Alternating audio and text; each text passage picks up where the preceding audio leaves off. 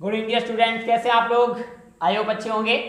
चलिए भाई, हमारा जो नेक्स्ट टॉपिक है आज का क्लास 12 का इलेक्ट्रिक पोटेंशियल एनर्जी। क्लियर? चलो सबसे पहले तो आप जान लो होता क्या है इलेक्ट्रिक पोटेंशियल एनर्जी। इसका एक फार्मूला होता है। हमने डिफिनीशन ऐसे लिख ली, मान लो हमने लिख दिया V is equal to W/Q। हमने ऐसे लिखा, या डिफिनीशन देखिए स्क्रीन पे आपकी डिफिनीशन आ रही होगी। The amount of work done is assembling the charge of their locating by bringing them।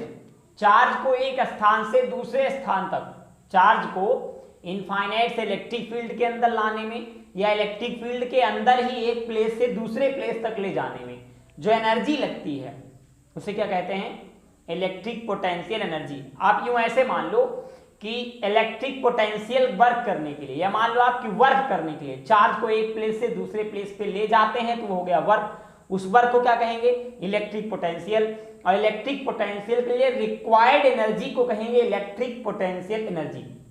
नहीं समझ में आया? देखो जैसे मान लो कि ये मार्कर है, अब मैं इसे कमरे से बाहर रखा है, मैं कमरे से अंदर तक ले आऊं तो क्या हो गया? ये हो गया पोटेंशियल। काम किया मैंने, ये काम हो गया पोटेंशियल। अब इस काम को करने के लिए मुझे जो एनर्जी लगी वो कहलाई पोटेंशियल एनर्जी। फार्मूला कुछ इस कदर होता है, V is equal to W/Q। यहां से आप चाहो तो W इज इक्वल टू क्या लिख सकते हो? VQ। ये तो नॉर्मल फार्मूला है, ठीक है। दिक्कत ये ना दूसरी बात ये आती कि आता कहाँ है, मतलब सॉरी आता कैसे? V की जगह में U भी लिख सकते हैं क्योंकि आपको पता है W और U सेम होता है। ये सेम ये फार्मूला होता है ना, W is equal to U। ये बन जाएगा U is equal to VQ। V की जगह हमारा इसको तुम कुछ मान लो हम यहाँ पर Q0 ले लें, Q0, तो यहाँ भी Q0, ठीक। तो ये फार्मूला क्या बनेगा? U इज इक्वल टू यहाँ भी Q0, तो U is equal to V की जगह 1/4πε0 इंटू Q/R, और एक Q0 पहले से है। ये आपका फार्मूला है U का, जो जरूरत पड़ने पर यूज होगा। अभी फार्मूला बनता कैसे है ये देखो, मैंने इसे हटाया 1 मिनट के लिए। देखो मेन चीज जो इंपॉर्टेंट है वो आप देख लें कि फार्मूला बनेगा कैसे। मान लो सपोज दैट, देखो मानने में किसी को जावा तो नहीं, तो मानते रहो कि एक पॉइंट है P1, यहाँ एक चार्ज है Q1। अब ये चार्ज अभी रेस्ट पर है, ठीक। तो जब रेस्ट पर होगा तो W1 इज इक्वल टू क्या हो जाएगा? 0। रेस्ट पर मतलब रुका है तो कोई वर्क तो कर नहीं रहा। क्लियर बात समझ में आ रही है? अब ये मान लो इसकी ये पूरी इलेक्ट्रिक फील्ड है, ये भाई चार्ज है तो इलेक्ट्रिक फील्ड होगी। अब मान लिया कि ये इनफाइनाइट पॉइंट है, इनफाइनाइट, यहां कोई चार्ज है Q2, ठीक। तो इस चार्ज को हम यहां तक लेके आते हैं, यहां तक। इसको हमने बोला Q2 डॉट डॉट कर दे ताकि आपको ज्यादा अच्छा समझ में आए। ये ले आए, इस पॉइंट का मैंने नाम दिया P2 और इस डिस्टेंस का नाम दिया R12। R12 क्यों? 1 से 2 की ओर ऐसे डिस्टेंस जाएगी ना, ऐसे। क्लियर? अब समझो यहां पे W1 इज इक्वल टू 0 है, तो at P1 V is equal to क्या होगा? V1 is equal to 1/4πε0 into Q1/R। ऐसे हो जाएगा। बात समझो पहले ध्यान से। R लिख दो या R12 कर दो, कोई दिक्कत नहीं है, मैंने R12 कर दिया। अब बात करें अगर एट P2 की, तो समझिएगा एट P2। अब P2 पर क्या होगा? देखो P2 का वर्क यहां गड़बड़ाएगा सर, वो कैसे? समझने वाली बात है यहाँ पर ध्यान देना। देखो Q1 पे तो कोई चार्ज किया नहीं गया, W1 इज इक्वल टू इतना हो गया, 0 हो गया। बात समझ में आ रही है? लेकिन Q2 चार्ज को एक तो हम इनफाइनाइट से यहां तक लाए हैं, पहला ये चार्ज करना पड़ा। हम लिख सकते हैं W2 is equal to V1 into Q2। अब समझो इसे ऐसे लिखा, एक तो हमको वर्क करना पड़ा यहां से यहां तक लाने में, ठीक। पहला वर्क करना पड़ा। दूसरा वर्क करना पड़ा जो Q1 की वजह से इलेक्ट्रिक फील्ड उत्पन्न हुई थी उसके अंदर चार्ज को घुसोड़ने में। नहीं बात समझ में आई? समझो जैसे ध्यान से मान लो कि हम कुछ इस कदर मानते हैं, अच्छे समझना थोड़ा। एक एग्जांपल हमने लिया कौन सा एग्जाम्पल लिया जाए? ऐसे आप मानिए, मान लीजिए कि पहले आप कोई सामान दिल्ली से लाए हैं, दिल्ली से आप लखनऊ तक लाएं तो आपको 1,000 रुपये किराया देना पड़ा। ठीक, पहला काम आपको करना पड़ा दिल्ली से लखनऊ तक लाने में। ठीक, फिर लखनऊ से मान लीजिए आपकी शॉप हैदरगढ़ में है, तो लखनऊ से हैदरगढ़ लाने में आपको फिर 500 रुपये देना पड़ा। तो आपका वर्क कितना हो गया? 1000 और प्लस 500। बात समझ में? पहला वर्क आपको करना पड़ा किसी चार्ज को इनफाइनाइट से इलेक्ट्रिक फील्ड तक लाने में, और दूसरा वर्क करना पड़ा Q1 चार्ज के अगेंस्ट। ठीक, अब यहां वैल्यू पुट कर दो, हो जाएगा W2 is equal to V1 की जगह 1/4πε0 इंटू Q1, ये Q2 बगल में आ जाएगा, अपान का R12। ये आपका फार्मूला बनेगा।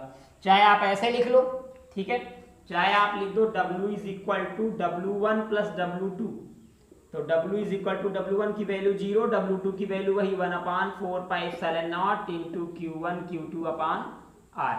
ये बन गया। अब इसे हम हटा रहे हैं, ठीक है, इसे हम चाहें तो और बेहतर तरीके से लिख सकते हैं, W is equal to 1/4πε0 into Q1 Q2 upon R, या फिर W is equal to U, तो फिर ये फार्मूला W जगह U हो जाएगा, तो 1/4πε0 into Q1 Q2 upon R बन जाएगा। क्लियर मामला? ये फिगर जरूर बना लीजिएगा, जो फिगर हमने बनाया था बड़ा इंपॉर्टेंट फिगर था। ठीक है, अब मान ले तो 2 चार्ज थे, हमने सपोज किया 3 चार्ज हो जाए तो क्या करोगे? फार्मूला तब क्या बनेगा? देखो, समझने में कोई कसर मत छोड़िएगा। मान लो 3 चार्ज हो जाएं, ये पहला चार्ज है Q1, दूसरा चार्ज Q2, तीसरा चार्ज Q3। ये बन गया एक ट्रायंगल। ठीक है, इस पॉइंट का नाम हमने दिया, दूसरी पेन से दे दें, इस पॉइंट का हमने नाम दिया P1, इसका नाम दिया P2, इसका नाम दिया P3। समझो, यहां से यहां तक की जो डिस्टेंस होगी वो होगी R12, यहां से यहां सॉरी R13, यहां से यहां की R12, यहां से यहां की R23। देखो 1 से 3 की ओर 13, 1 से 2 की ओर 12, 2 से 3 की ओर 23। ठीक, अब कार्यक्रम देखो, यहां समझो। अब फार्मूला क्या बनेगा? W is equal to W1 plus W2 plus W3, या U is equal to 1/4πε0 bracket में Q1, देखो Q1 Q2 अपान R12 प्लस Q2 Q3 अपान R23, ये डिस्टेंस है, प्लस Q3 Q1, 3 से Q1 तो है, और अपान R13। ये बन गया आपका फार्मूला पूरा। क्लियर ना? कोई प्रॉब्लम तो नहीं है? ये आप नोट कर लीजिए, ये सब बड़ी इंपॉर्टेंट चीजें हैं। 3 आ गया तो क्या करोगे, 2 आ गया तो क्या करोगे, 1 आ गया तो क्या करोगे, प्रॉब्लम क्रिएट होती है ना। इलेक्ट्रिक पोटेंशियल एनर्जी की आपको डिफिनीशन दी गई, आप ध्यान से देख लीजिए, पढ़ लीजिए और समझ लीजिए।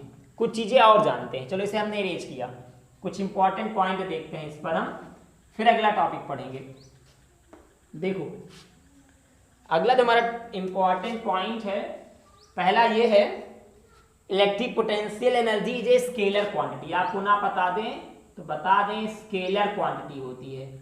इलेक्ट्रिक पोटेंशियल एनर्जी एक स्केलर क्वांटिटी होती है, इसकी यूनिट होती है इलेक्ट्रॉन वोल्ट। इसको क्या पढ़ते हैं? Electron volt. अगर मान लो इसको हमें जूल में कन्वर्ट करना है, जूल में, तो हम इसे लिखेंगे 1.6 इंटू 10⁻⁻19 इलेक्ट्रॉन वोल्ट होता है। ये वैल्यू होती है टोटल। इसी को 1.6 अपॉन 10⁻⁻19 से डिवाइड कर दो, बस कन्वर्ट हो जाएगा। क्लियर हुआ? चलो आगे जानो। सेकेंड पॉइंट है, अगर potential energy, if potential energy take between two like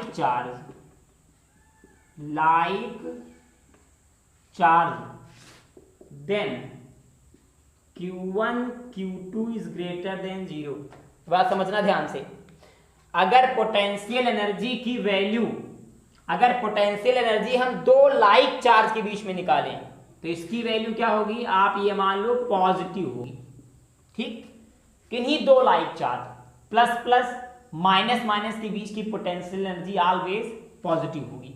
लेकिन अगर यही हम पोटेंशियल एनर्जी माइनस प्लस या फिर प्लस माइनस के बीच निकालेंगे तो इसकी वैल्यू क्या होगी, निगेटिव। मतलब इसका इक्वेशन क्या बनेगा, Q1 Q2 is less than 0, 0 से भी कम होगी। बात समझ में आ रही है। जब Q1 Q2 निगेटिव होंगे, Q1 Q2 अलग अलग होंगे, पॉजिटिव निगेटिव अलग। देखो लाइक चार्ज होंगे तो पोटेंशियल एनर्जी प्लस होगी, पॉजिटिव होगी। अनलाइक चार्ज होंगे तो पोटेंशियल एनर्जी निगेटिव होगी। यहां तक की प्रॉब्लम। चलिए फिर अगली बात करते हैं नेक्स्ट वीडियो में। इससे कनेक्टेड एक डेरिवेशन है लेकिन अगले में बात करेंगे। मिलते हैं फिर अगले वीडियो में। जय हिंद, जय भारत।